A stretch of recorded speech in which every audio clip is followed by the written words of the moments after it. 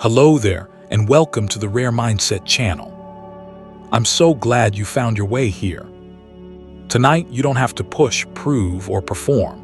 You can simply arrive and let your mind rest in something steady and quietly interesting. As you listen, you might notice your breathing beginning to slow on its own, like your nervous system recognizes a safer room. This is long-form, sleep-friendly psychology, educational, gentle, and designed to be absorbed softly, even if you drift in and out of sleep. Nothing here is medical advice, and nothing needs to be fixed overnight. Think of this as a calm documentary for the inner world, where confidence and self-esteem aren't treated as personalities you either have or don't have, but as processes, patterns, learnable relationships with yourself. If it helps, let your eyelids grow heavier while your curiosity stays lightly awake, like a small lamp in the distance. Chapter 1. Foundations of the Self, Origins and Definitions. Fact 1. Self-esteem versus self-efficacy. In psychology, confidence often splits into two closely related experiences. Self-efficacy, an idea strongly associated with Albert Bandura's social cognitive theory, describes your belief that you can do a specific thing in a specific context. It's task-focused. I can handle this conversation, or I can learn this skill. Global self-esteem is more like the background music of identity, your overall sense of worth as a person, even when you're not achieving. Psychological studies suggest these can rise and fall independently. You might feel deeply valuable yet uncertain about a new task, or very capable at work while privately questioning your worth. Noticing the difference is calming, because it separates performance from personhood, two threads your mind can learn to untangle gently. Fact 2. The sociometer theory. Closely connected to this is a quietly evolutionary idea called sociometer theory, associated with psychologist Mark Leary. It suggests self-esteem functions like an internal gauge, an emotional instrument panel, tracking social acceptance and the risk of rejection. In ancient human environments, belonging wasn't just comforting, it was protective. So the brain learned to treat social cues as meaningful signals. When you feel included, your sociometer tends to rise. When you sense distance, it can dip, sometimes before you even understand why. This doesn't mean your worth truly changes, only that your nervous system is monitoring connection. When you recognize self-esteem as a signal rather than a verdict, the feeling can soften. It becomes information, not identity. Fact 3. Attachment theory foundations. In a similar quiet way, attachment theory, originating with John Bowlby, describes how early relationships shape later self-worth. When caregivers are reliably responsive, a child tends to form a secure attachment, absorbing an implicit lesson. I am safe and I matter. When care is unpredictable, distant, or inconsistent, the developing mind may form insecure patterns, learning instead that closeness is uncertain or that needs are inconvenient. Over time, these early experiences can echo into adulthood as an emotional reflex. How easily you trust, how quickly you self-blame, how comfortable you feel taking up space. Research suggests these patterns are not life sentences. They're learned expectations, models of relationships that can be updated through stable connections, insight, and repeated experiences of safety. Fact 4. Global versus domain-specific self-esteem. This naturally leads to a helpful distinction: global self-esteem versus domain-specific self-esteem. The mind doesn't hold a single, uniform opinion about you. It stores many self-beliefs in separate folders. You can feel confident in mathematics, yet unsure in social settings, or calm in friendships but doubtful in your creativity. Psychological models of the multidimensional self-concept suggest this is normal. The brain builds self-evaluation based on feedback, practice, and meaning within each life area. For sleep listeners, this is often relieving, because a low feeling in one domain doesn't have to contaminate the whole self. You are not a failure, or not enough as a global conclusion. You are a complex person with strengths distributed unevenly, like sunlight across a landscape. Fact 5. the actual ideal self discrepancy. Underneath many confidence struggles is the distance between the actual self and the ideal self, a core idea in E. Torrey Higgins' self-discrepancy theory. The mind carries internal images of who you are now and who you believe you should be. When those images feel far apart, psychological distress can increase, often as shame, frustration, or a restless sense of falling behind. Yet the mechanism is quietly logical. The brain is comparing two maps and reporting the mismatch as emotional discomfort. In a calmer frame, that discomfort isn't proof you're broken. It's evidence you care about something. For sleep, you might let the ideal self become less of a judge and more of a gentle direction, like a star used for navigation, not punishment. Fact 6. Implicit self-esteem. There is also self-esteem that lives beneath language. Implicit self-esteem. This refers to automatic, non-conscious associations you hold about yourself, quick evaluations that arise before deliberate thought. Researchers often explore this with tools like the implicit association test, trying to capture the speed of subconscious links between self and good, or self and bad.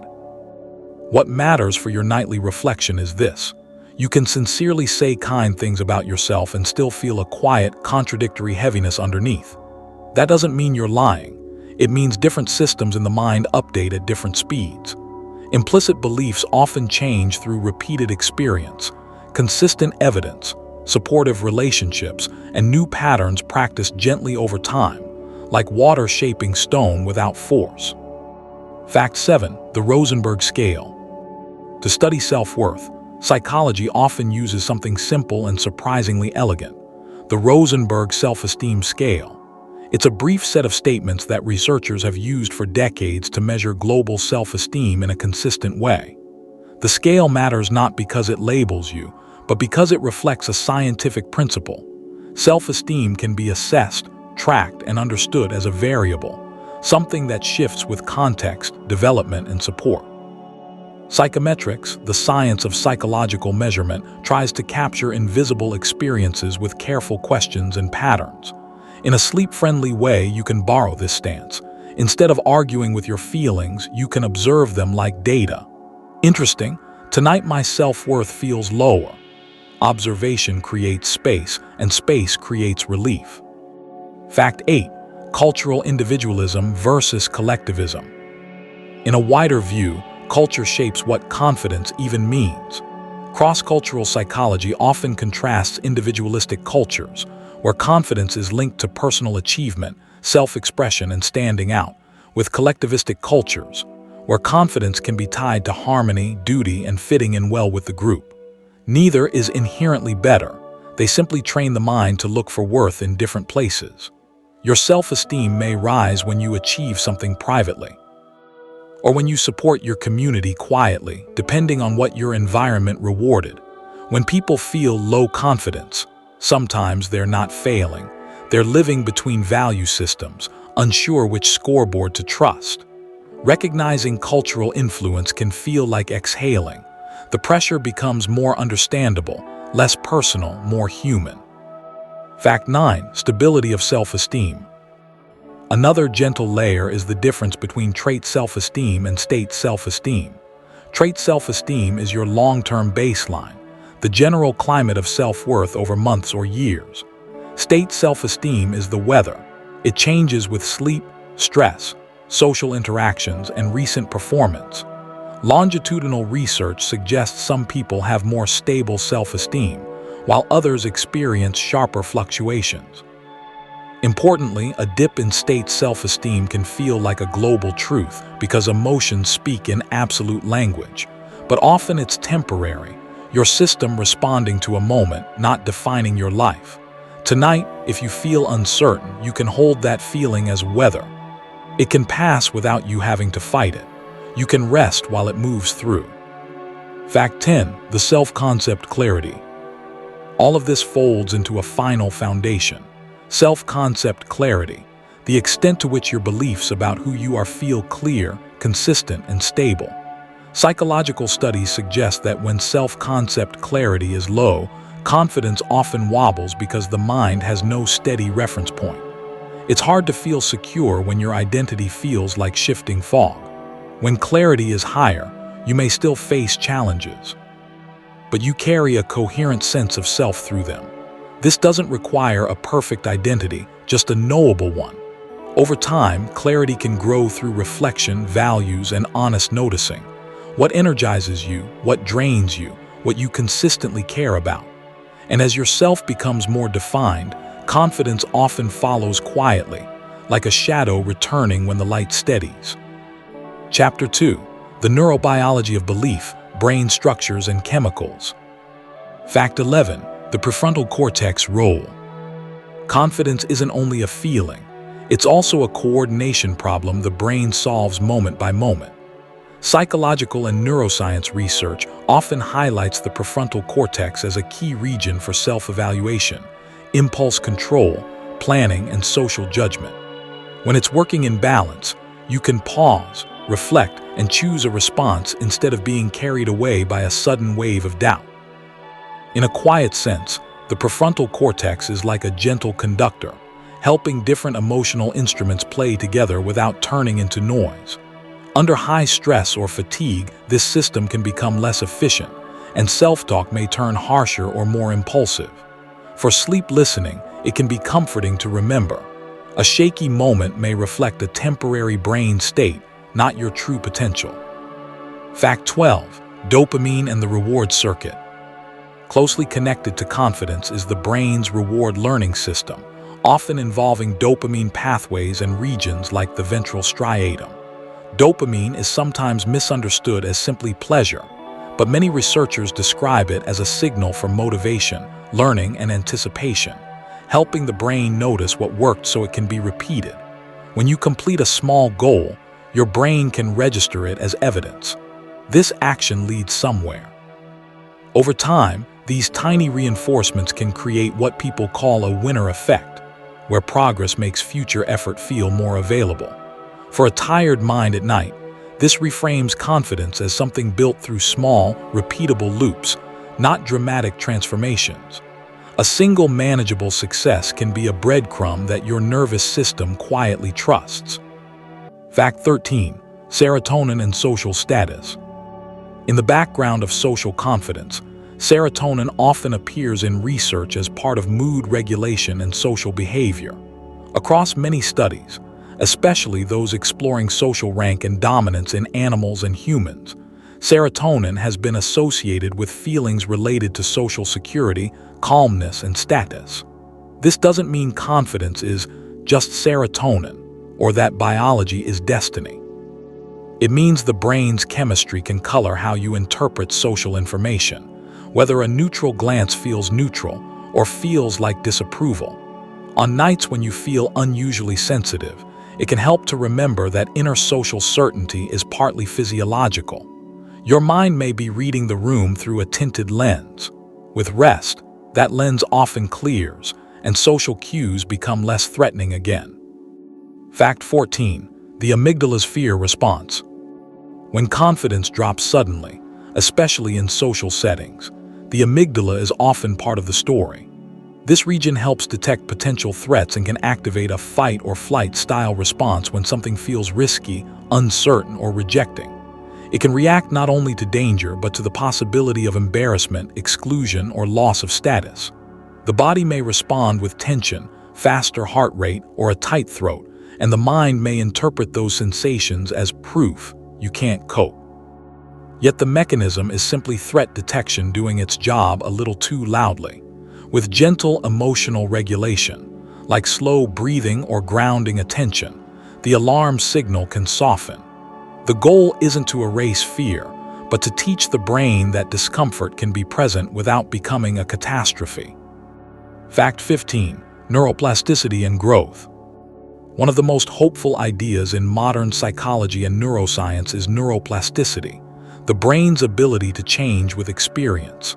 Self-perception is not carved into stone. It's shaped by repeated attention, repeated behavior, and repeated interpretation. In simple terms, neurons that fire together tend to wire together, often summarized through Hebbian theory. If your mind rehearses self-doubt nightly, those pathways become smoother and faster. But the reverse is also true. Practicing new interpretations, taking small brave actions, and building supportive routines can gradually create new defaults. This isn't instant and it isn't magical. It's incremental, like learning a language through exposure. Tonight, even listening to calm, structured information can be part of plastic change. A new tone entering the system, repeated gently until it feels familiar. Fact 16. Oxytocin and belonging. In a warmer corner of neurobiology, oxytocin is often discussed as a hormone and neuropeptide involved in bonding, trust, and feelings of closeness. It tends to rise in contexts of safe connection, like supportive touch, affectionate interactions, or even certain kinds of soothing social presence. Research suggests that when the body senses belonging, social situations can feel less like a test and more like a shared space. That shift alone can increase the appearance and felt sense of confidence.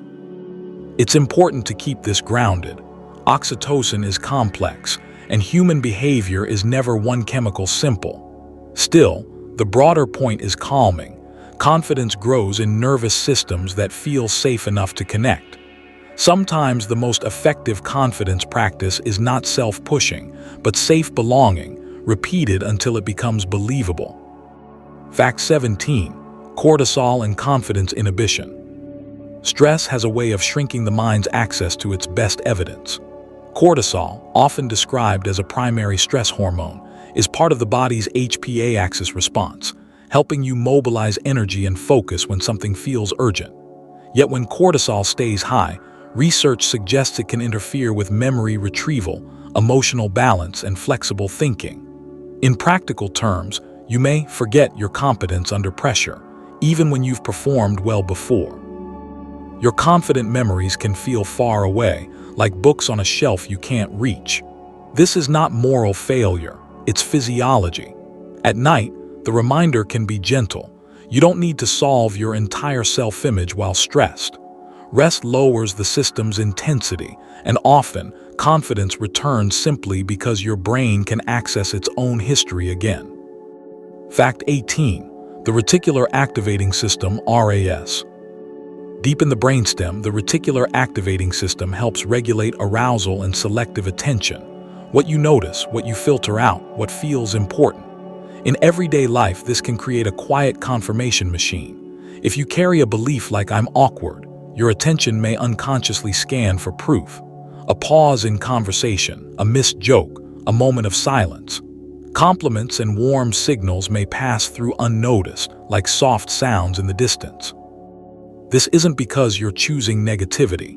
It's because attention is limited, and the brain prioritizes what matches expectation. When you understand the RAS-like filtering effect, you can gently train new attention habits, collecting small counterexamples without force. Over time, the mind can learn to spot evidence of capability as easily as it once spotted evidence of doubt. Fact 19. Mirror neurons. Confidence can also spread through observation. Research on mirror neuron systems and observational learning suggests that when you watch another person perform an action, especially someone you relate to, your brain partially simulates the experience. It's as if the nervous system whispers, "This is a possible way to move through the world." This is one reason role models can be so powerful, even when you never speak to them. Seeing calm posture, steady voice, and composed responses can provide a blueprint your body quietly rehearses. For sleep, the implication is soft and hopeful. You don't have to learn only through hard personal trial. The brain learns by witnessing, by imagining, by mentally practicing. Even gentle exposure to confident behavior through safe media and supportive communities can shape your internal sense of what's doable. Fact 20. The default mode network, DMN.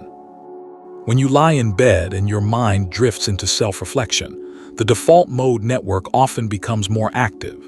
The DMN is a set of brain regions associated with inward focus, autobiographical memory, self-referential thinking, imagining the future, and sometimes rumination. This is why nighttime can amplify confidence worries, because the brain naturally turns toward me, my life, and what I should have done. The soothing reframe is that self-focused thought is not a sign something is wrong. It's a normal brain mode. The skill is learning to notice the DMN stories without getting trapped inside them. When you hear your mind narrating, you can let it be a distant radio, present, but not commanding, and sometimes simply nomming it as default mode reduces its power. Chapter 3: Cognitive Frameworks: How the Mind Processes Worth. Fact 21: The self-serving bias. The mind tries to protect itself with stories that preserve coherence. One common pattern is the self-serving bias, the tendency to credit successes to internal qualities, skill, effort, intelligence, while attributing failures to external factors like luck, timing, or unfair circumstances. Research in attribution theory suggests this bias can support emotional stability, but it can also distort self-knowledge. Interestingly, people with low mood or low self-esteem sometimes show a reduced self-serving bias, interpreting failures as personal flaws and successes as not really me.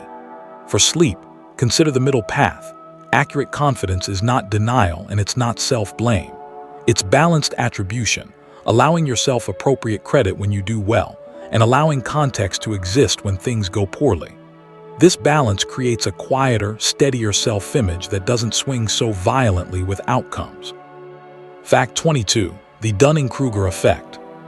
In the psychology of confidence, there's a famous and somewhat humbling finding known as the Dunning-Kruger effect. It suggests that in certain domains, people with lower skill may overestimate their competence, partly because the skills needed to perform well are also needed to evaluate performance accurately. Meanwhile, more skilled individuals may underestimate themselves because they assume what is easy for them is easy for others. Beneath the surface, this is not about mocking anyone. It's about metacognition, the mind's ability to assess itself. For a listener trying to fall asleep, the calming insight is this: insecurity can sometimes be a sign of awareness, not weakness, and overconfidence can sometimes be a sign of missing information, not strength. The cure is gentle feedback and learning, not harsh self-judgment. Fact 23: Cognitive dissonance. When your actions and your self-image clash, the mind often creates discomfort, what Leon Festinger called cognitive dissonance. If you see yourself as competent but you avoid a challenge, tension can arise. If you value honesty but tell a small lie, the mind feels an internal mismatch. To reduce the discomfort, the brain may change behavior or change the story. It might rationalize, "It didn't matter," or "I had no choice." This mechanism is deeply human. It keeps identity feeling consistent. For confidence, dissonance can become a quiet teacher. Instead of using it as a weapon, you can treat it as a signal. Something in your life wants alignment. And alignment doesn't require perfection, just small corrections over time. A single honest action repeated can dissolve dissonance more gently than 1,000 angry thoughts. Fact 24: Confirmation bias in self-image. The mind tends to protect its existing beliefs through confirmation bias, and self-image is no exception. If you believe you're not likable, you may unconsciously focus on moments that confirm it: a delayed reply, a distracted look, a conversation that ends quickly. Compliments might be dismissed as politeness, or as "they don't really know me." Researchers call this belief persistence. Once a model of the self forms, the brain filters information to maintain it. This isn't stubbornness, it's cognitive efficiency, but it can keep low self-esteem in place even when life offers new evidence.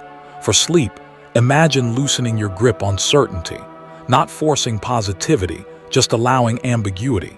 Maybe I'm more valued than my anxious mind predicts. That single maybe opens a window and fresh air can enter slowly. Fact 25: Growth mindset versus fixed mindset. Carol Dweck's research on mindsets offers a gentle way to reinterpret confidence. A fixed mindset frames ability as mostly innate. You either have it or you don't. In that frame, mistakes feel like identity threats. A growth mindset frames ability as developable through practice, strategy, time, and feedback. In that frame, mistakes become information. This shift matters because confidence often isn't the absence of difficulty. It's the expectation that difficulty is survivable and improvable. For a tired mind, growth mindset is soothing because it reduces the urgency of proving yourself right now. You don't need to be fully formed tonight. You can be in process. The brain relaxes when it doesn't have to deliver a final verdict on your worth. It can simply keep learning at a human pace. Fact 26. Locus of control. Another deep framework is locus of control, introduced by Julian Rotter. It describes whether you tend to interpret outcomes as mainly influenced by your actions, internal locus, or by external forces like luck, fate, or other people, external locus. Neither extreme is perfectly accurate. Too internal can become self-blame. Too external can become helplessness. Confidence grows in the balanced middle, recognizing what you can influence and what you cannot. This is calming because it reduces wasted effort, no need to control everything, and also reduces passivity, no need to surrender everything. In quiet moments, you can ask, what is one small part of this that is mine to shape? That question often restores agency without aggression, like gently placing your hands back on the steering wheel. Fact 27. Self-handicapping. When people fear failure, they sometimes protect self-esteem through self-handicapping, creating obstacles in advance so a poor outcome can be blamed on the obstacle rather than ability. Procrastination, lack of preparation, or overcommitting to distractions can serve this hidden function. If I fail, it's because I didn't really try. Researchers see this as ego protection and impression management, often unconscious. The sad part is that it steals genuine learning, and it keeps confidence fragile. The soothing insight is not to shame the behavior but to understand its purpose, safety. Your mind is trying to protect you from the pain of I'm not enough. At night, you can offer a gentler protection. Even if I try and struggle, I remain worthy. With that safety, the need for self-handicaps can slowly fade. Fact 28. The spotlight effect. Many people walk through life feeling as if a bright spotlight follows them, exposing every flaw. Social psychology calls this the spotlight effect, the tendency to overestimate how much others notice our appearance, mistakes, and awkward moments. In reality, other people are usually absorbed in their own inner worlds, their own worries, their own mental spotlights. This fact is quietly liberating. It means you can exist more softly, with fewer imagined eyes evaluating you. When confidence feels low, the spotlight effect can create false urgency, like every stumble will be remembered forever. But most stumbles disappear quickly from other people's memory. For sleep, imagine your nervous system dimming that imagined light. You are allowed to be human in public. You are allowed to be imperfect and still belong. The room is gentler than anxiety predicts. Fact 29. Cognitive appraisal theory. Your body's arousal can be interpreted in more than one way.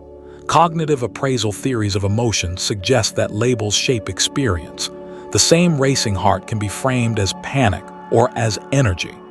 Research on reappraisal shows that when people reinterpret nervousness as excitement or readiness, performance can improve and fear can decrease. The key is not pretending you feel something you don't. It's choosing a workable meaning. This can be deeply soothing. Confidence isn't always calmness. Sometimes it's the ability to carry arousal without calling it danger. Tonight, if you feel a flutter of worry, you might experiment gently. My body is preparing. That label doesn't erase the sensation, but it changes the relationship. You become an observer and translator, not a victim of your own biology. Fact 30. Heuristics of self-worth. The mind loves shortcuts. Heuristics are quick rules used to make judgments without heavy effort, and people often apply them to self-worth. After a recent success, you may feel generally valuable. After a recent mistake, you may feel globally inadequate. This resembles the availability heuristic. What's most recent and vivid feels most true, but your life is larger than your latest moment. Confidence becomes more stable when you zoom out, when you remember your worth is not a single data point. For sleep, you can picture your mind like a librarian holding one book, today's chapter, and mistaking it for the whole library. You can gently place that book back on the shelf. The library is still there. Years of effort, kindness, survival, learning. Your worth is not determined by the last page you read. Chapter 4. Social Dynamics, Comparison and Interaction. Fact 31. Social Comparison Theory. Humans naturally evaluate themselves through other people. Social comparison theory, associated with Leon Festinger, suggests we compare to understand where we stand, our abilities, attractiveness, success, social value. Sometimes we compare upward, looking at someone who seems ahead, which can inspire growth or trigger inadequacy.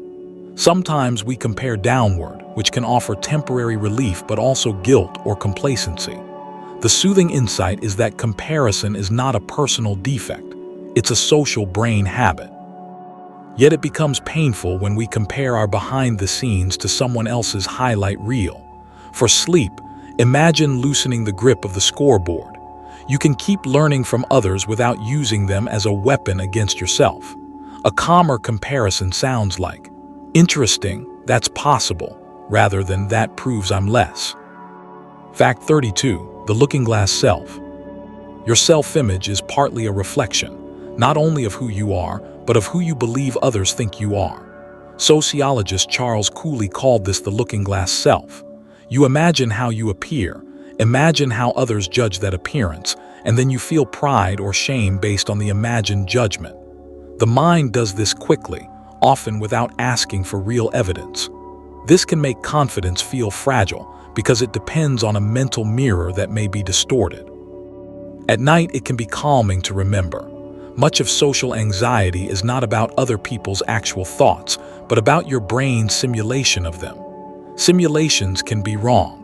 You can practice holding that mirror lightly, allowing the possibility that others see you with more neutrality or more warmth than your worried mind assumes. Fact 33. Impression management. In social life, people often perform versions of themselves. Irving Goffman described this as impression management, like a social stage where we present certain roles depending on context. A confident persona can be one of those roles: steady posture, certain speech, agreeable expressions.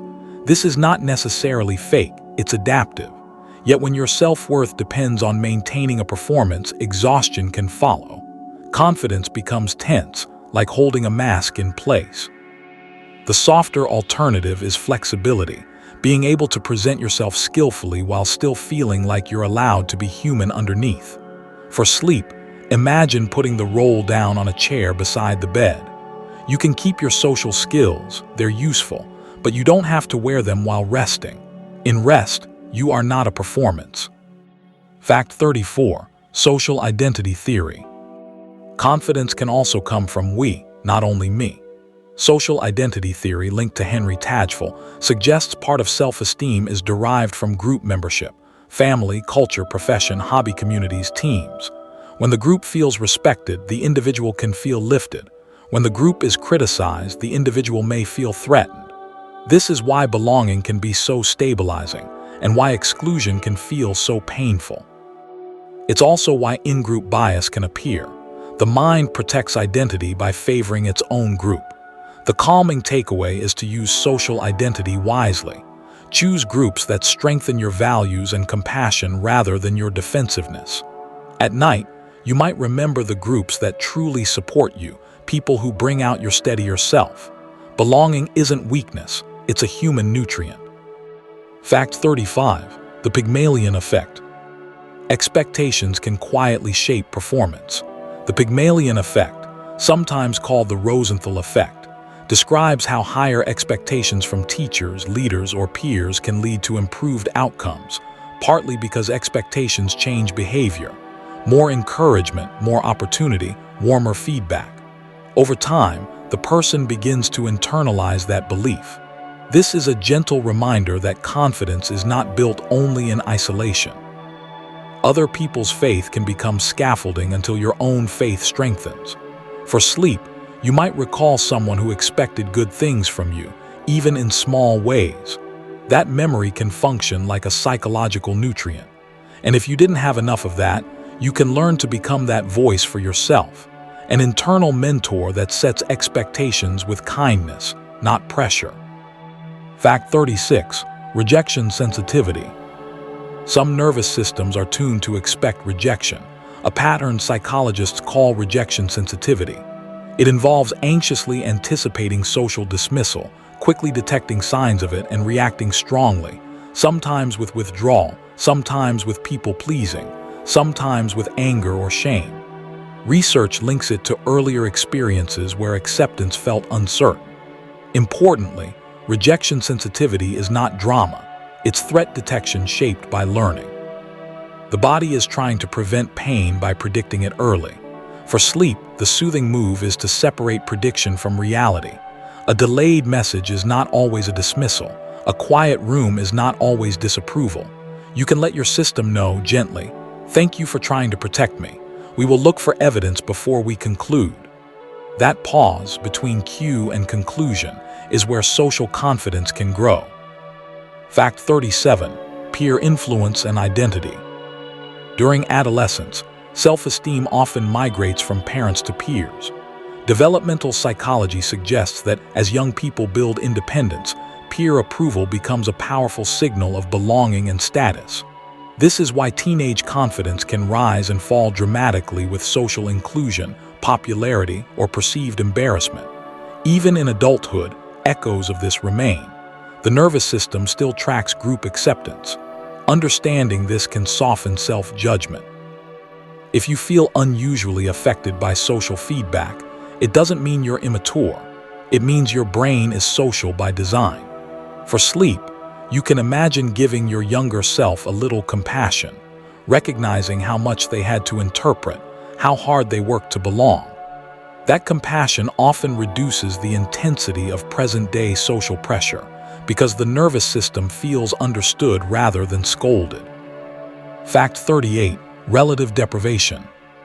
Confidence can be injured not by absolute hardship, but by contrast. Relative deprivation describes the feeling of lacking because others around you appear to have more success, more beauty, more freedom, more stability. This perception can reduce well-being even when your objective situation is okay. Modern life intensifies this through curated images and constant comparison. The soothing reframe is to notice the reference group. Your brain decides what normal is by what it repeatedly sees. If your feed shows only exceptional outcomes, your life may begin to feel smaller than it is. At night, imagine returning to a quieter baseline, your own values, your own pace, your own context. You can respect others' achievements without turning them into evidence against yourself. Your life is not a competition, it's a lived experience. Fact 39. The halo effect. Social perception often works through shortcuts, and one famous shortcut is the halo effect. When one positive trait influences how people judge many other traits, someone who appears confident may be perceived as more competent, more attractive, more intelligent, even without evidence. This can create a social loop. Confident presentation leads to warmer treatment, which then makes confidence easier. The good news is that this loop can be learned in gentle ways, through small behaviors, clear speech, relaxed eye contact, steady packing, without needing to become a different person. The caution is not to confuse perception with truth. You don't need to look confident to be worthy. For sleep, hold both realities.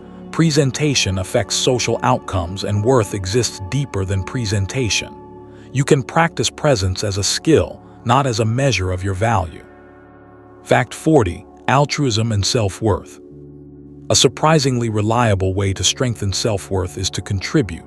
Research in positive psychology often notes that altruism, helping others, offering kindness, volunteering, supporting a friend, can create a helper's high, a warm uplift tied to meaning and connection. This isn't because you need to earn worth through service. It's because prosocial behavior provides evidence that you matter in the social ecosystem. It gives the mind a clear signal. I can have a positive effect. That signal is deeply confidence-building. For sleep, this can land softly. You don't need grand gestures. Small contributions count, listening well, being patient, showing up gently. And if tonight your mind says you are insignificant, you can remember times you eased someone's day. Those moments are real. They are part of your psychological evidence. Chapter 5. The Psychology of Resilience, Failure, and Recovery. Fact 41. Learned helplessness. When confidence has been worn down by repeated setbacks, the mind can slip into a pattern psychologists call learned helplessness, associated with Martin Seligman's research. It's the sense that effort won't matter. So the nervous system stops trying in order to conserve energy and avoid disappointment. This isn't laziness, it's a protective adaptation. If outcomes have felt random or punishing for long enough, the brain learns a rule: nothing I do changes anything. Over time, that rule can spread from one area of life into many, dimming motivation and hope. A soothing reframe is that helplessness is learned, which quietly implies it can be unlearned. Gentle, controllable experiences of influence, small choices with visible results, can begin rewriting that rule. Fact 42. The resilience quotient RQ. Resilience is often misunderstood as never breaking down. In more measured psychological terms, resilience is frequently about recovery, how quickly you return to baseline after stress. Some models describe this as a resilience quotient or an adversity-related capacity, reflecting emotional bounce back rather than emotional invulnerability. Two people can feel the same sting of failure, yet recover at different speeds depending on support, sleep, coping skills, and past learning. This view is calming because it makes room for normal human reactions.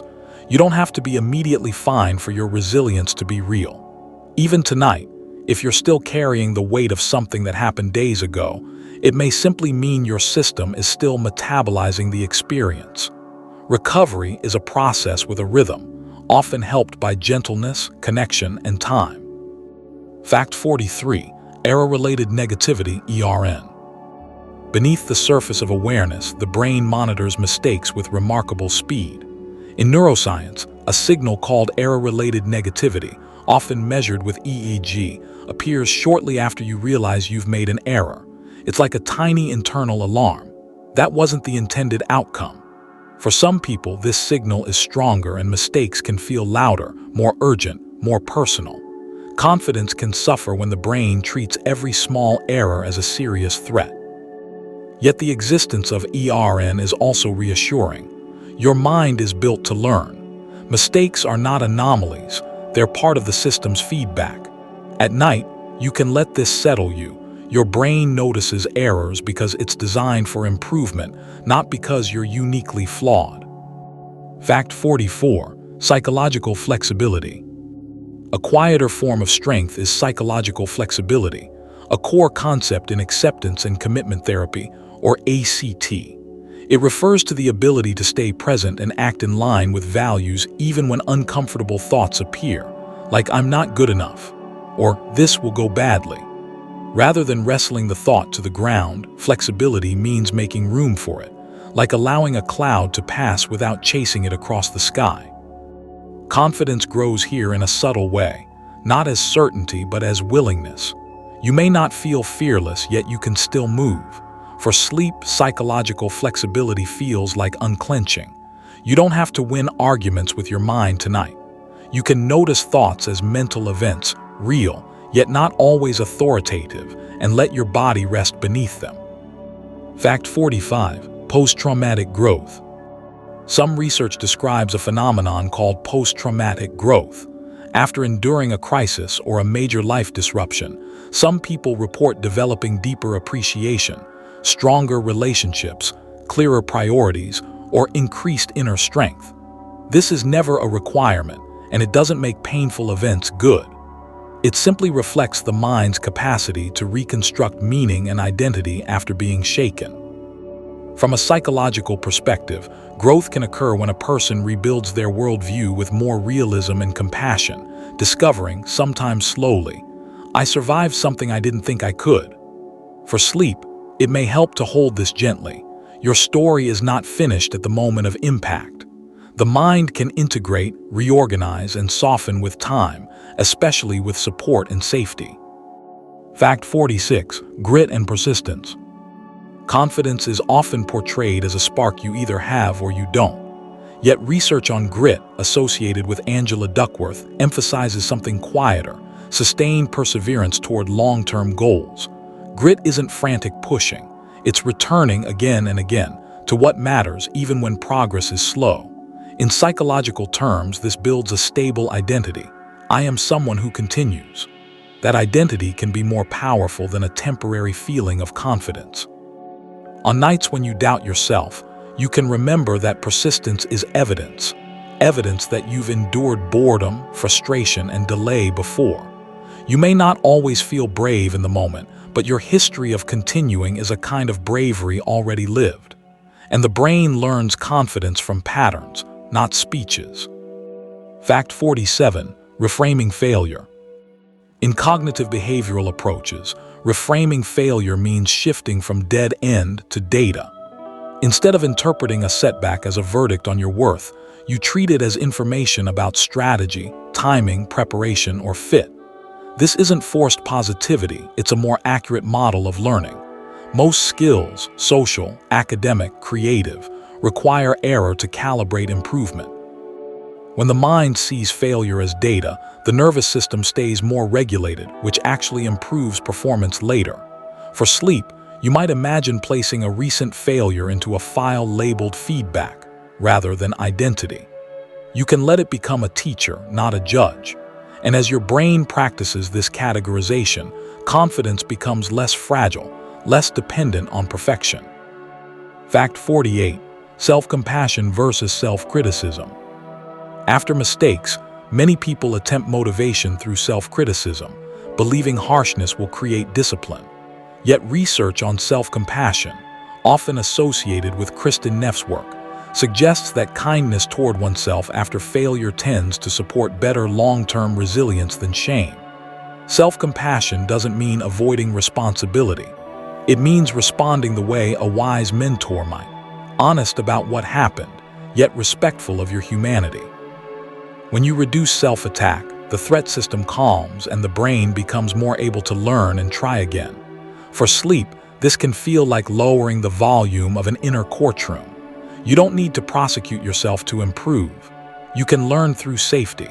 And safety is not softness, it's the soil where real change takes root. Fact 49. The Zeigarnik effect. The mind has a curious tendency to keep unfinished things active.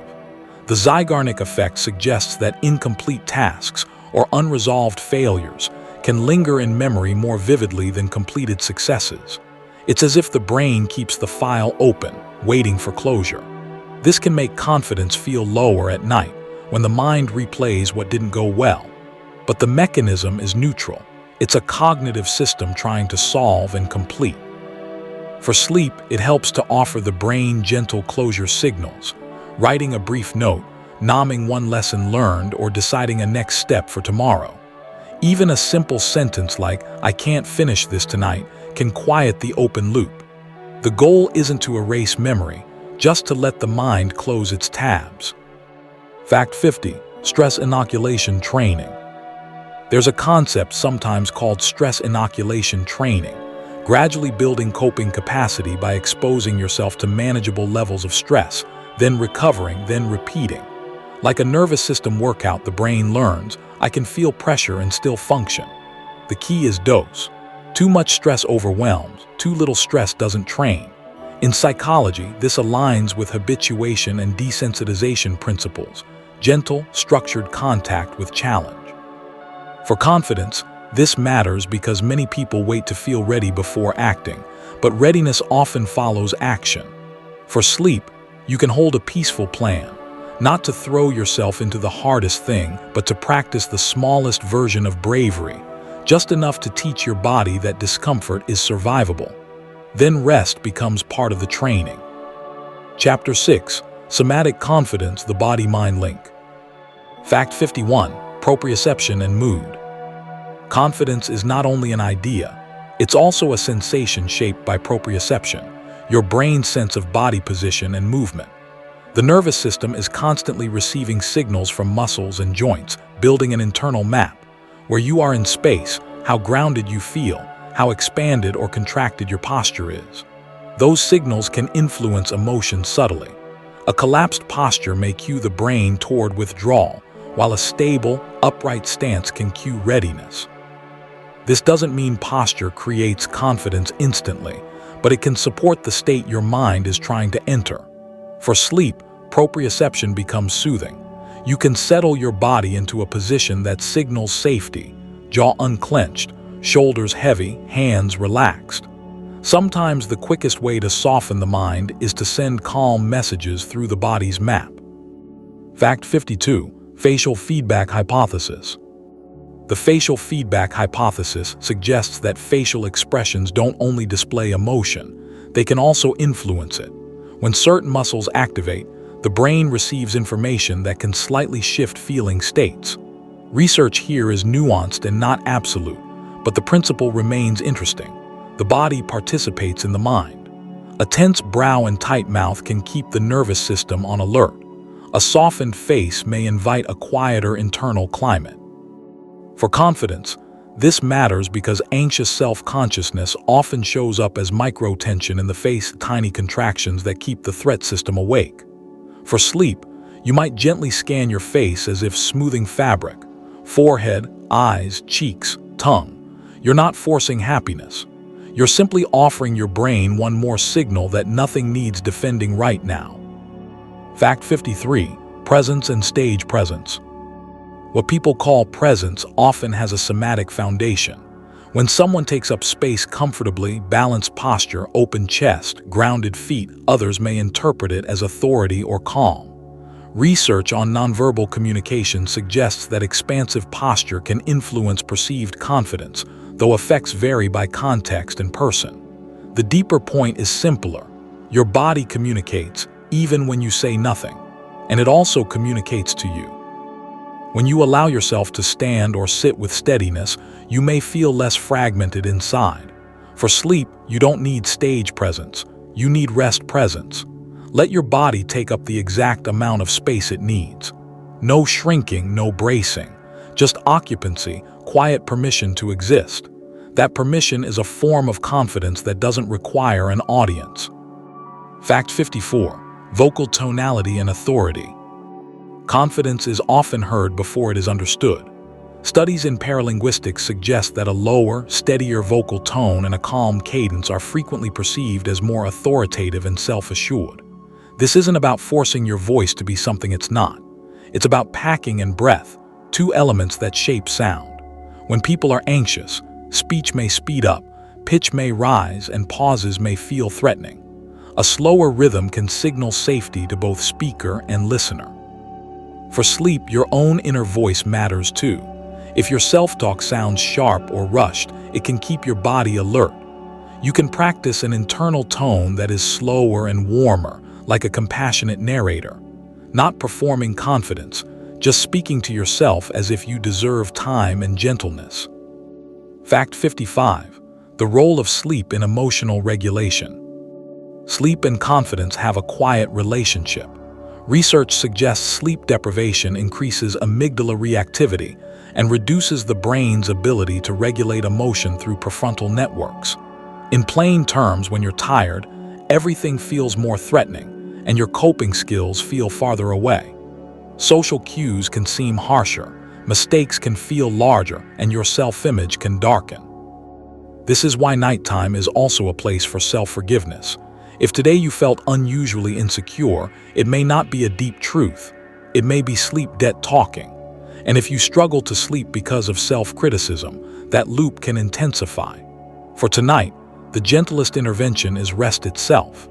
Sleep doesn't solve every problem, but it often returns your mind to a more accurate, kinder baseline where confidence can breathe again. Fact 56. Microexpressions and confidence. Microexpressions are brief, involuntary facial movements that can reveal emotion before conscious control catches up, a topic associated with Paul Ekman's research.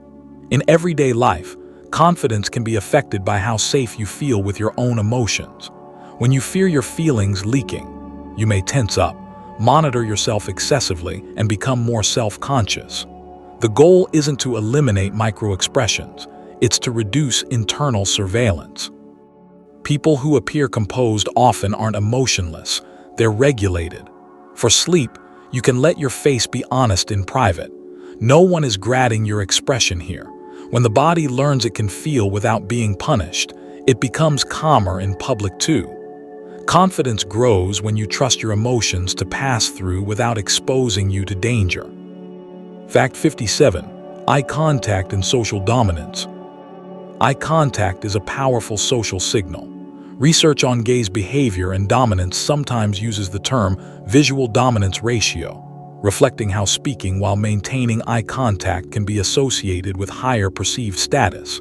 Yet eye contact is not a universal rule. Cultural norms and individual differences shape what feels respectful, safe, or intrusive.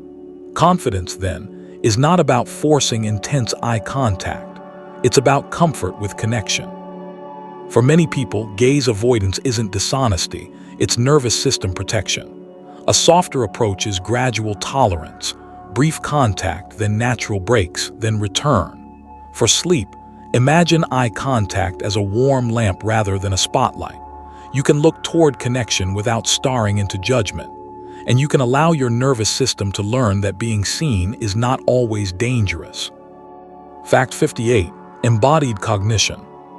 Embodied cognition is the idea that thinking is influenced by the body's states, sensations, movement, temperature, and posture. The mind is not floating above biology, it's nested inside it. This means confidence can be supported through physical cues: steadier breathing, relaxed shoulders, warm hands, a grounded stance. It also means anxiety can arise from purely bodily sources: caffeine, tension, fatigue, then get interpreted as "I'm not confident." For sleep, embodied cognition is comforting because it offers gentle entry points.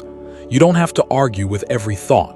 You can change the body's context and let the mind follow. Notice the weight of the blanket, the contact points with the bed, the slow rise and fall of breath. These are not distractions. They are cognitive inputs. Your body is teaching your brain that safety is present. Fact 59. Physical exercise and self-concept. Physical exercise often strengthens confidence through more than appearance.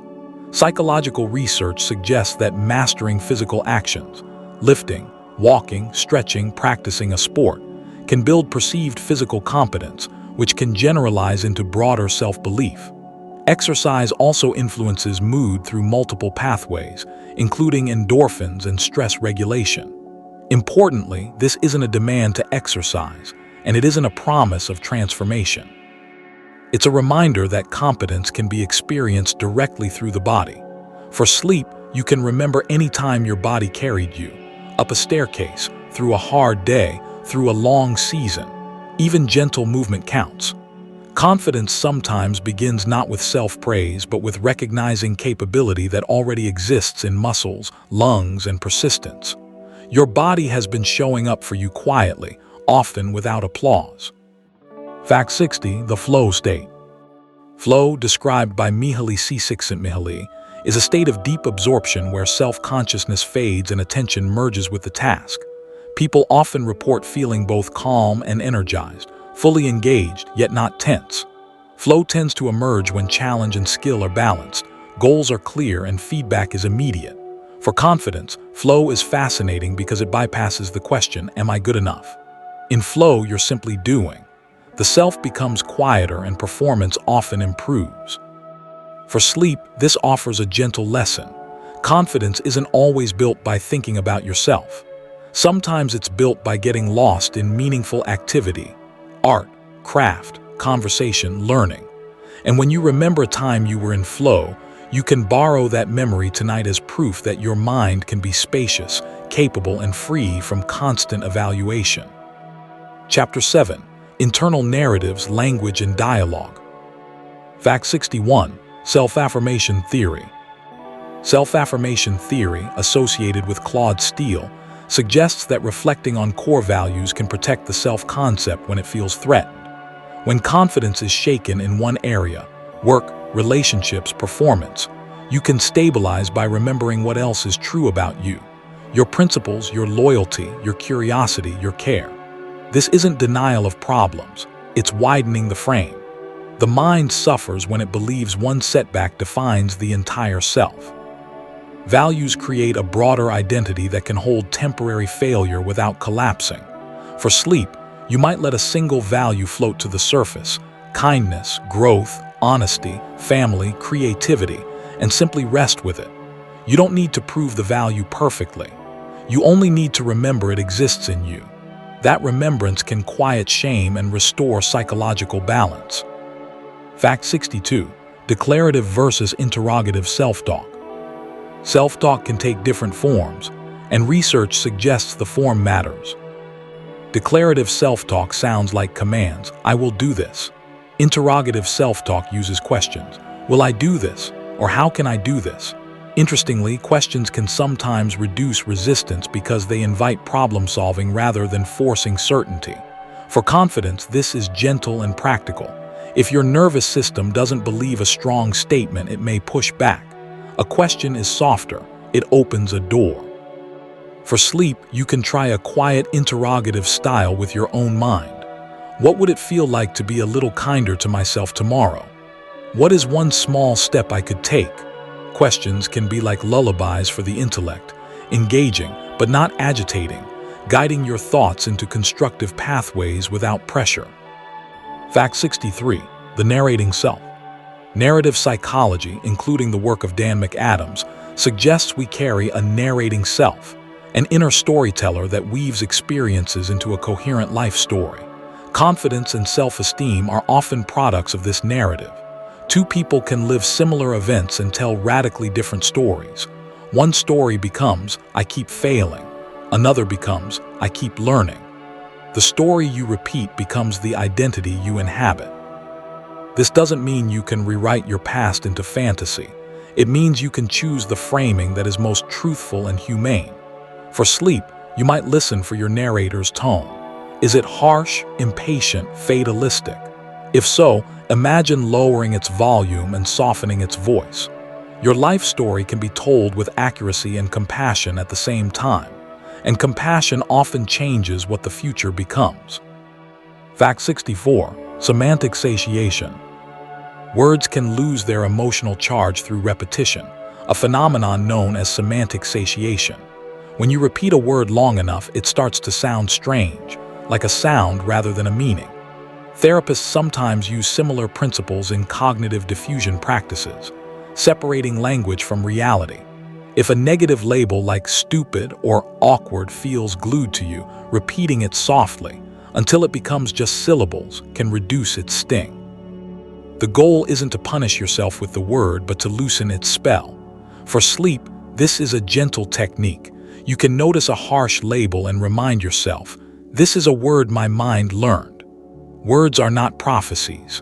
With time, they can become lighter, like leaves floating on water, present but no longer anchoring your identity to the bottom. Fact 65. Externalizing the inner critic. Narrative therapy often uses a practice called externalizing, treating the problem as separate from the person. Applied to confidence, this means viewing the inner critic as a mental voice, not as your true self. The critic might have a purpose, like trying to prevent rejection or failure, but its methods can be cruel and outdated. When you externalize it, you gain choice.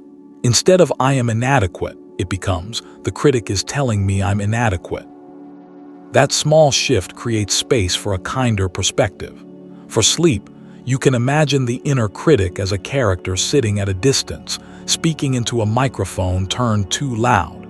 You don't have to destroy the character. You can simply lower the volume. You can thank it for trying to protect you, and then choose a calmer voice to guide you into rest. Fact 66. Positive reframing. Positive reframing is a cognitive strategy where you shift the labels you place on experiences. Problem becomes challenge. Failure becomes attempt. Rejection becomes redirection. This is not pretending everything is good. It's choosing language that preserves agency and learning. Because the brain responds to meaning, words can shape physiology. A threat frame tends to activate stress responses, while a challenge frame can support focus and coping. For confidence, reframing reduces the sense that your worth is on trial.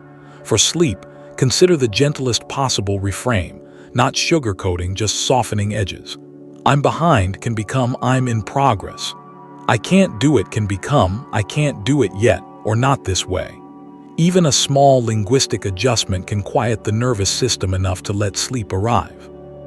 Fact 67. Distance self-talk. Research by Ethan Cross and others suggests distance self-talk, referring to yourself in the third person or using your name, can increase emotional regulation. It creates a small psychological step back, like moving from inside the storm to watching it from a window. Instead of "I'm panicking," you might think, "Sam is feeling anxious right now," or "You're having a hard moment and it will pass." This isn't cold detachment, it's compassionate perspective. For confidence, distance talk helps you respond like a wise coach rather than a frightened participant. For sleep, it can be especially calming because nighttime thoughts tend to feel intimate and absolute. A little distance reminds the brain, this is a moment, not a lifetime. And in that space, your breathing can slow, your shoulders can drop, and your mind can become a kinder place to rest. Fact 68. Priming and environmental cues. Your environment quietly influences your confidence through priming, subtle cues that activate associated thoughts and feelings. A tidy desk, a photo of supportive people, a reminder of a past achievement, even lighting and sound can shift what the mind expects of itself.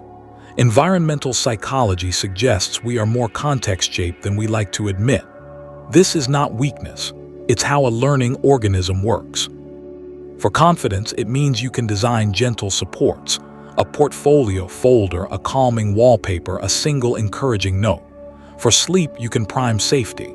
Softer lighting, fewer alerting notifications, a familiar scent, a consistent bedtime routine. These cues teach your brain it's time to downshift.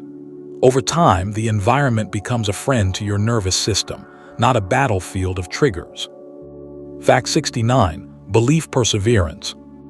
Belief perseverance is the mind's tendency to hold onto beliefs even after the evidence that created them has changed.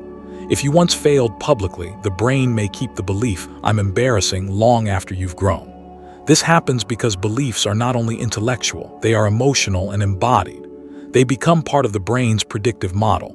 This is who I am. This is what happens. For confidence, this explains why compliments sometimes don't land. They clash with a persistent model. The soothing approach is patience. You don't have to force belief change overnight. You can treat old beliefs like outdated software, still running but no longer necessary. Each new, gentle counterexample is a small update. And as updates accumulate, the old belief may not vanish dramatically. It may simply become irrelevant, like a rule you no longer need to follow. Fact 70. Internalized mentorship. Over time, many people carry the voice of important others inside them: parents, teachers, friends, mentors. Psychology sometimes calls this introjection, internalizing attitudes and guidance. This can be harmful when the internal voice is critical, but it can also be healing when the voice is supportive. Internalized mentorship means you can borrow steadiness from someone who believed in you, even when they're not present. For confidence, this becomes a quiet resource, a calm inner coach who speaks with warmth and realism. For sleep, you might imagine a supportive figure, real or ideal, saying a simple sentence you need tonight: "You're allowed to rest. You're learning. You don't have to earn sleep." Over time, repeating that tone can build a new internal companion, one that stays with you and strengthens self-worth from the inside. Chapter 8. Mastery and Competence, the Skill Confidence Loop. Fact 71. The 10,000-Hour Rule. The popular 10,000-hour rule is often associated with Anders Ericsson's research on expertise, though the simplified number can be misleading. The deeper point is about deliberate practice, focused, feedback-rich repetition that targets specific weaknesses. Confidence at expert levels is often less about boldness and more about familiarity, having seen many variations of a problem and knowing you can navigate them. For sleep, this is comforting because it normalizes the early stage of learning where confidence feels thin. If you're new at something, uncertainty is not evidence of inability, it's evidence of newness. Expertise is usually built quietly, hour by hour, with imperfect attempts. You don't need to become an expert tonight. You only need to take the pressure off immediate mastery, and remember, confidence is often the feeling of accumulated experience, not an inborn trait. Fact 72. Vicarious experience. Bandura described vicarious experience as one of the main sources of self-efficacy. Watching someone similar to you succeed can increase your belief that you can succeed too. The brain treats the observed path as a possible path. This is especially powerful when the model shares your background, struggles, or starting point, because it reduces the sense that success requires a different kind of person. For confidence, this suggests a gentle strategy. Curate role models who feel attainable, not discouraging. For sleep, you might recall one person, online or in life, who made progress through steady practice rather than perfection. Let their story be evidence that growth is real. And if you don't have that model yet, you can become it slowly for someone else. Sometimes confidence grows when you realize your learning journey may quietly guide others too. Fact 73. The micro-win strategy. When self-esteem is fragile, the mind often needs evidence it can trust. The micro-win strategy uses small, achievable successes to rebuild that trust. Psychology research on progress and motivation suggests that visible progress, even tiny, can increase energy and persistence, partly through reward learning mechanisms. A micro-win might be replying to one email, practicing 1 minute, making the bed, drinking water, or reading one page. These acts are not impressive to an outer scoreboard, but they matter to the nervous system. They communicate, I can act, I can complete. For sleep, micro-wins also offer closure. If your day felt messy, you can still end with one gentle completion, setting out clothes for tomorrow, writing a short plan, tidying one's surface. The brain relaxes when it senses capability in motion, even at small scale. Fact 74. Autonomy and self-determination. Self-determination theory, developed by Desai and Ryan, highlights autonomy as a basic psychological need, the feeling that you are the author of your actions. Confidence grows when choices feel self-endorsed rather than coerced. Even when you do the same behavior, the internal meaning changes. I have to drains motivation, while I choose to strengthens it. This doesn't mean life offers unlimited freedom. It means you can often find a small zone of authorship within constraints. For sleep, autonomy can be practiced gently. Choose your bedtime routine intentionally. Choose what you listen to. Choose one caring act for your future self. The nervous system relaxes when it feels agency, because agency signals safety and influence. And confidence is often the emotional echo of agency repeated over time. Fact 75. Stages of skill acquisition. Skill learning often follows stages described by Fitz and Posner, moving from conscious incompetence to conscious competence to unconscious competence. Early on, you know you're struggling, and it can feel uncomfortable and exposed. Later, you can do the skill with attention, but it still takes effort. Eventually, the skill becomes more automatic. Confidence often arrives late, not because you were incapable early, but because your brain needed repetition to reduce cognitive load. For sleep, this model is soothing because it validates the awkward phase. If something feels hard, it may simply mean you're in the most normal stage, learning. You don't have to interpret effort as failure. Effort is the bridge. And one day, often quietly, you realize the task that once consumed your attention now flows with less friction. That's not luck. It's the brain doing what it does. Fact 76. Feedback loops. Accurate confidence requires calibration, and calibration requires feedback loops. In systems terms, feedback provides information about the gap between intention and outcome. Without feedback, confidence can become inflated or deflated, too high risking mistakes, too low preventing action. Objective feedback can be external coaching, tests, supportive critique, or internal tracking results, noticing patterns. For sleep, this is a gentle reminder to seek clarity rather than judgment. Feedback is not a personal attack, it's navigation data, and it can be delivered kindly. If you fear feedback, it may be because past feedback was harsh. But healthy feedback often feels specific, calm, and actionable. When your mind learns, feedback helps me grow, confidence becomes steadier because it no longer depends on guessing. You can adjust with reality like a sailor using the stars, not like someone walking blind. Fact 77. The zone of proximal development. Lev Vygotsky described the zone of proximal development, the range of tasks you can do with guidance but not yet alone. Confidence grows best in this zone, not where things are easy, and not where they're impossible, but where they are just beyond current reach. This is where learning feels alive and where support matters. For confidence, it means you don't need to throw yourself into overwhelming challenges to prove yourself. You can choose the next rung on the ladder. For sleep, imagine your future growth as a gentle staircase, not a cliff.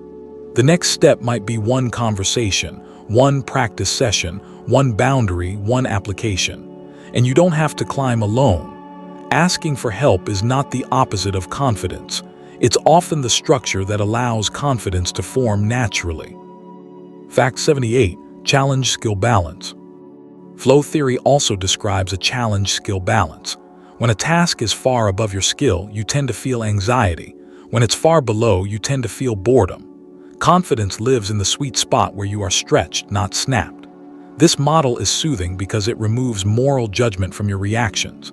If you feel anxious, it might simply mean the challenge is too high right now, or the support is too low. If you feel bored, it might mean you're ready for a new level. For sleep, you can gently apply this to life decisions. Are you demanding too much of yourself too quickly, or staying too long in the shallow end because growth feels scary? Either way, you can adjust without shame. Confidence grows when you match challenge to capacity with wisdom, not when you force yourself into constant extremes. Fact 79. Overlearning for high-stress situations. In performance psychology, overlearning means practicing beyond basic mastery until a skill becomes highly automatic. The idea is that under stress, working memory becomes crowded and complex skills can degrade. Overlearning protects performance by moving parts of the skill into more automatic processing, what people casually call muscle memory. For confidence, this matters because "I know this" is different from "I can do this under pressure." Repetition builds the second kind. For sleep, you can hold this as permission to practice slowly and repeatedly without boredom turning into self-criticism. Repetition is not a sign you're slow. It's how the nervous system builds reliability. When you rehearse calmly, your future self can perform more calmly. And calm practice is one of the kindest gifts you can give your confidence. Fact 80. Portfolio of evidence. When your mind forgets its own progress, it helps to keep a portfolio of evidence. Concrete reminders of achievements, compliments, completed projects, and difficult moments you survived. This is not about bragging. It's about countering the brain's negativity bias and the availability heuristic, which can make recent failures feel like the whole truth. A portfolio can be a folder, a journal, a note on your phone, or a small box of meaningful items. For confidence, it functions like external memory, proof that you've been capable before, even when today feels uncertain. For sleep, this can be especially grounding. You don't have to generate self-belief from thin air at midnight. You can let evidence hold you, and as you drift off, you can remember. Your worth and competence have left footprints, real traces that exist even when your thoughts temporarily forget. Chapter 9. The Paradox of Self-Impression and Authenticity. Fact 81. Fragile versus secure self-esteem. Confidence can look the same on the surface while feeling very different inside. Psychologists often describe secure self-esteem as a steadier sense of worth that isn't constantly dependent on approval. Fragile self-esteem, by contrast, is more contingent, built on praise, success, attractiveness, or being above average. When fragile self-esteem is threatened, the nervous system may react strongly because the stakes feel like identity itself. This is why some people feel confident only when everything is going well and collapse when one small thing goes wrong. The soothing part is this: secure self-esteem can be cultivated. It grows through self-compassion, realistic self-knowledge, and values-based living, quiet roots rather than loud validation. When worth becomes internal, the world feels less like a stage and more like a home. Fact 82. The imposter phenomenon. Some of the most capable people carry a private fear. Soon, they'll realize I don't belong here. This is often called the imposter phenomenon, associated with Pauline Clance's work. It's not simply modesty, it's a mismatch between objective evidence and internal credit. Success gets explained away, luck, timing, lowered standards, while mistakes feel like proof of fraud. Psychologically, this can be tied to perfectionism, high standards, and a nervous system trained to scan for disqualifying errors. For sleep, it helps to remember, feeling like an imposter doesn't mean you are one. It often means you're in a meaningful growth zone, surrounded by capable people doing something that matters. The brain interprets high stakes as high risk, even when you're actually doing well. Fact 83. Narcissism versus high self-esteem. It can be calming to separate two concepts that are often confused: narcissism and healthy self-esteem. High self-esteem generally involves self-respect, realistic self-regard, and comfort with being imperfect. Narcissism, as studied in personality psychology, is more about superiority, entitlement, and a strong need to protect a grand self-image, sometimes masking inner insecurity. The important nuance is that healthy confidence doesn't require you to feel above others. It allows you to feel equal to others. When you don't need to win every invisible contest, your nervous system relaxes. For sleep, you can let this settle in. Stable self-worth is quiet. It doesn't demand constant proof. It doesn't need someone else to be smaller for you to feel solid. It simply lets you be human, valuable, learning, and enough. Fact 84. Optimal self-esteem. Psychological well-being often lives in the Goldilocks zone. Not too low, not inflated, but optimal self-esteem. Stable, realistic, and flexible. When self-esteem is very low, people may avoid opportunities, assume rejection, and interpret effort as pointless. When it is unrealistically high, people can become brittle, less open to feedback, more defensive when challenged. Optimal self-esteem is different. It can absorb feedback without shattering, and it can acknowledge strengths without needing to exaggerate them. For sleep, this idea is soothing because it removes pressure to feel amazing about yourself all the time. You don't need maximum confidence. You need workable confidence, enough to try, enough to recover, enough to keep your dignity.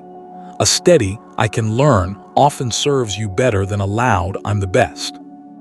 Fact 85. Authenticity and well-being. Research in humanistic and positive psychology often links authenticity with well-being, the sense that your outward life matches your inner values and preferences. Authenticity doesn't mean you share everything or ignore social norms. It means you're not constantly abandoning yourself to be accepted. Over time, chronic self-betrayal can erode confidence because the mind learns, my true self isn't welcome. Acting with authenticity, gently, wisely, builds a deeper kind of confidence. I can be me and I can handle the outcome.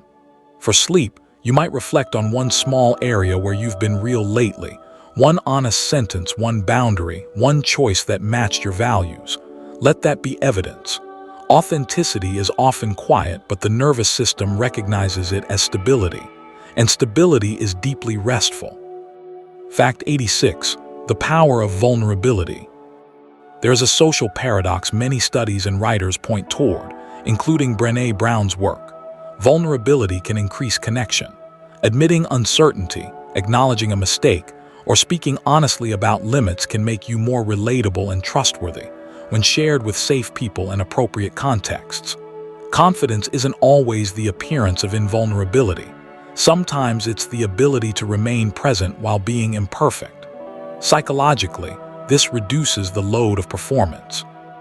When you stop spending so much energy hiding flaws, you have more energy for growth. For sleep, vulnerability can be held privately too. You can admit to yourself softly, "This is hard for me," without turning that truth into shame. A nervous system that is allowed to be honest becomes less tense, and a less tense system often discovers a steadier confidence underneath. Fact 87. The pratfall effect. Social psychology describes something surprisingly comforting, the pratfall effect, associated with Elliot Aronson's research. It suggests that when someone is already perceived as competent, a small mistake can actually make them more likable because it adds warmth and humanity. Perfection can feel distant. Imperfection can feel approachable. This doesn't mean you should seek mistakes or that errors always help. It means your fear of a minor slip is often larger than the social consequence. For sleep, this can loosen the tight grip of self-monitoring. You don't have to be flawless to be respected. In many cases, being gently human increases trust, both from others and from yourself. Confidence grows when you realize you can survive small, awkward moments without losing belonging. The mind can relax when it stops treating every imperfection as a social emergency. Fact 88. Self-transcendence. Some of the strongest confidence comes indirectly through self-transcendence, a focus on goals beyond the self. Viktor Frankl's work on meaning and later ideas in human motivation suggest that when life is organized around purpose, service, creativity, learning, love, self-esteem often stabilizes as a side effect. The mind becomes less trapped in constant self-evaluation. How am I doing? How do I look? Instead, attention shifts outward. What am I contributing? What matters here? This reduces rumination and makes confidence feel less like a fragile possession. For sleep, you might remember a moment of meaning, helping someone, building something, understanding something. In those moments, you weren't obsessing over your worth. You were living it. Purpose doesn't erase insecurity, but it gently outgrows it. Fact 89. The paradox of choice. Modern life offers endless options, and yet too many choices can reduce confidence. The paradox of choice, associated with Barry Schwartz, suggests that when options multiply, we anticipate regret, compare endlessly, and question whether we chose the best. Even after deciding, the mind may keep scanning the road not taken. This can make you feel uncertain about your own judgment. For sleep, it helps to remember that good enough decisions often create better peace than perfect decisions. Confidence isn't only picking the ideal option, it's trusting yourself to adapt after choosing. You can soothe your brain by narrowing choices, few priorities, fewer inputs, fewer late-night comparisons. And when you decide, you can practice closure. This is the path I'm trying now. A path becomes clearer when you walk it, not when you debate it forever. Fact 90. The quiet ego. A concept sometimes discussed in transpersonal and social psychology is the quiet ego, a balanced identity that is less defensive and less preoccupied with being superior. A quiet ego can admit mistakes, accept feedback, and celebrate others without feeling threatened. It doesn't disappear, it simply relaxes. Confidence in this state feels like calm self-respect rather than constant self-advertising. For sleep, the quiet ego is a gentle place to rest your mind. You don't have to win arguments in your head tonight. You don't have to replay conversations to prove you were right. You can let your identity be spacious enough to hold complexity. The more your ego quiets, the more energy returns to learning, connection, and peace. And peace is not the absence of ambition, it's the absence of inner war. Chapter 10. Sustaining the Self, Long-Term Psychological Health. Fact 91. Mindfulness and non-judgment. Mindfulness, as used in approaches like MBSR, involves paying attention to the present moment with less judgment.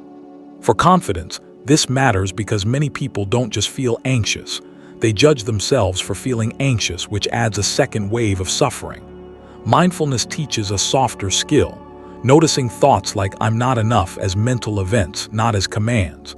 This is sometimes called meta-awareness, the ability to observe the mind.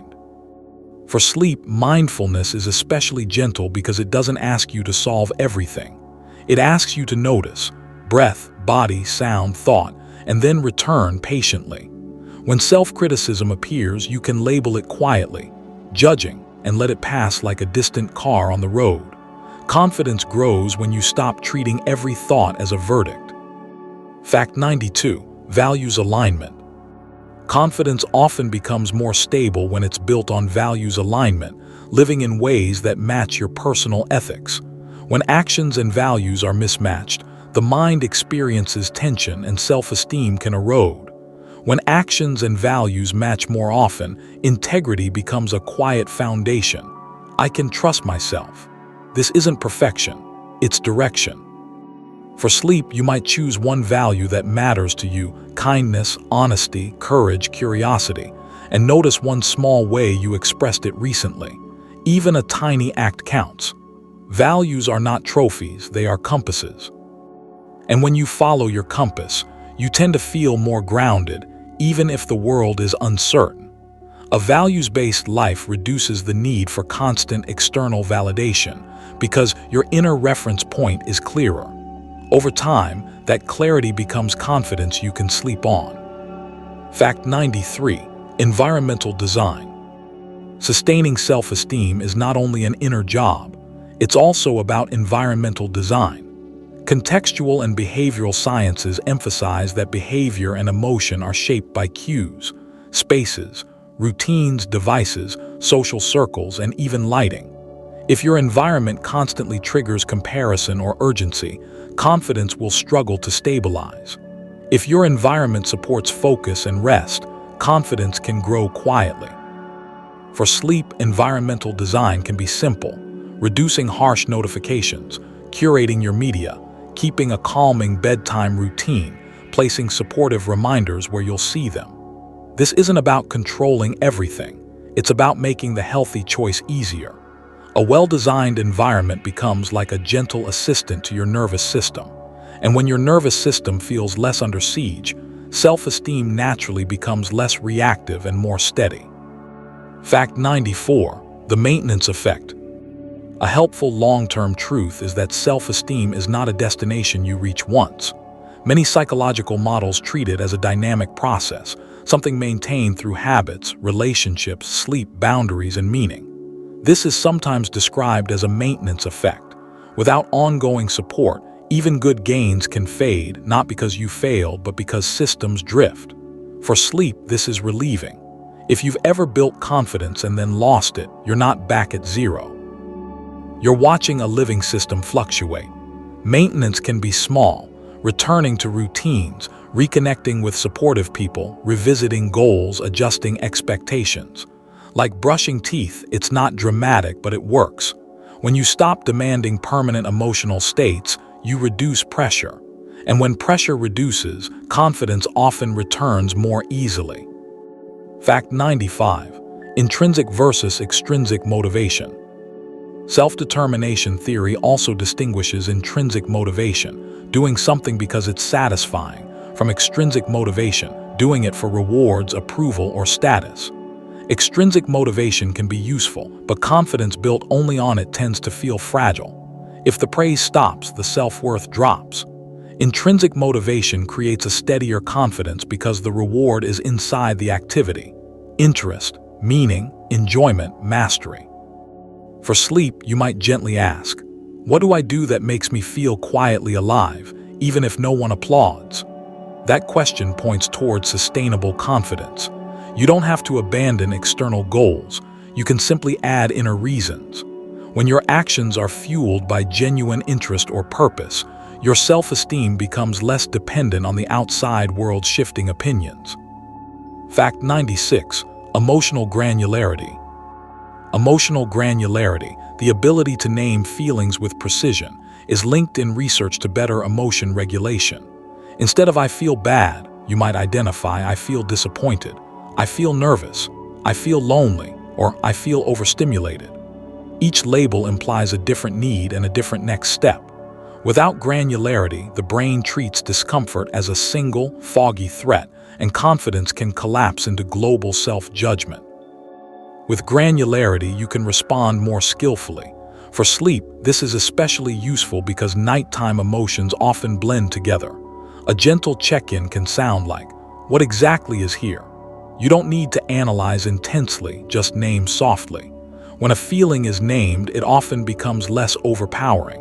And when it's less overpowering, your sense of self becomes steadier. Fact 97. Gratitude and self-worth. Gratitude practices, often discussed in positive psychology and broaden and build theory, can shift attention from lack to sufficiency. This doesn't mean ignoring problems. It means widening perception so the mind can also register what's supportive, what's steady, what's already present. Over time, gratitude can nourish self-worth because you begin to see yourself as someone within a network of resources and relationships, not only someone who is missing something. For sleep, gratitude can be very small. One warm moment, one safe place, one thing your body did for you today, one person who tried. When the brain repeatedly notices these anchors, its baseline stress can soften. And when stress softens, confidence tends to rise, not as arrogance but as a quieter trust in life and in your ability to meet it. Fact 98. Social support networks.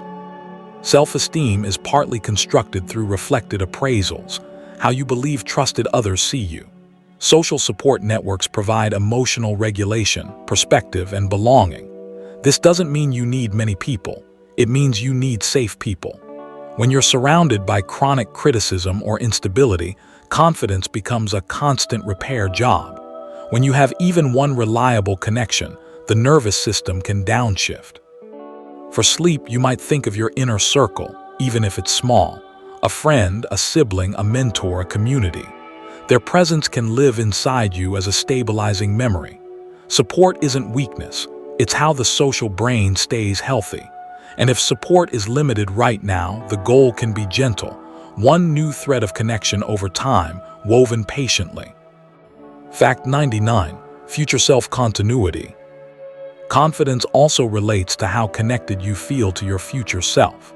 Research on future self-continuity, including work associated with Hal Hershfield, suggests that when people feel psychologically close to their future selves, they make choices that support long-term well-being.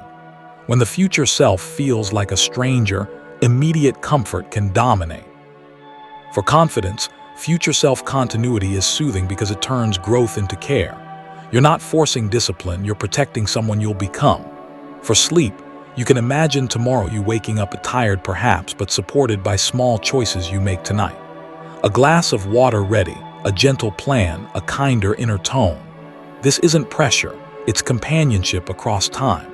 When you treat your future self as real and worthy, your current self often feels more worthy too. Fact 100. Integration. Integration is the quiet culmination of these ideas. The self as a complex, evolving system. Confidence and self-esteem are not single traits. They are relationships between brain and body, between past and present, between your inner voice and your environment, between who you are and what you value. In depth psychology, Jung used the term individuation to describe becoming more whole, less split, less at war with yourself. Integration doesn't mean you never doubt. It means doubt no longer defines you.